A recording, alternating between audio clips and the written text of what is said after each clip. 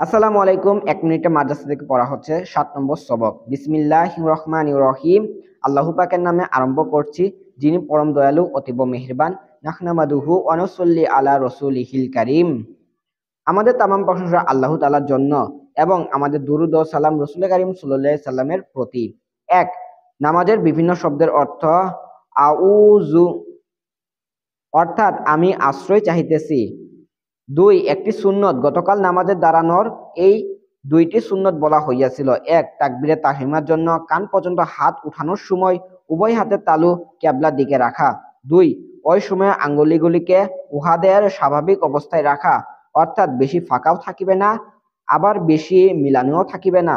আজকের সবক 3 নম্বর সুন্নত, হাত বাঁধিবার সময় ডান হাতের তালু বাম হাতের তালুর পিঠের উপর রাখা।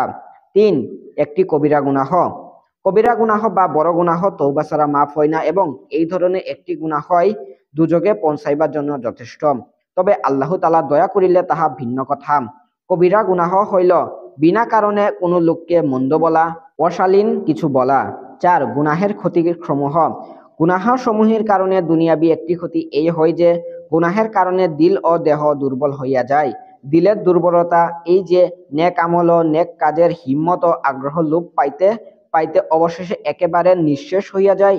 আবার দেহ যেহেতু দিলের অধীন, তাই দিল দুর্বল হইয়া গেলে উহার প্রতিক্রিয়া দেহরও দুর্বল হইয়া যায়। বস্তুত এই কারণে কাফেররা দেহের দিক দিয়া সুস্থ সবল ও শক্তিশালী হওয়া সত্ত্বেও সাহাবায়ে একরামের মোকাবিলায় পারিয়া উঠিতে পারিত না, টিকিতেও পারিত না। 5. ইবাদত বন্দেগীর উপকারিতা। নেক কাজ সমূহের দ্বারা দুনিয়াবি একটি ফায়দা এই হয় যে আল্লাহ পাক নেককার মোমেনের উপর হইতে তামাম বালা মুসিবত দূর করিয়া দেন এবং মাখলুকের অনিষ্ট হইতে হেফাজতে রাখেন।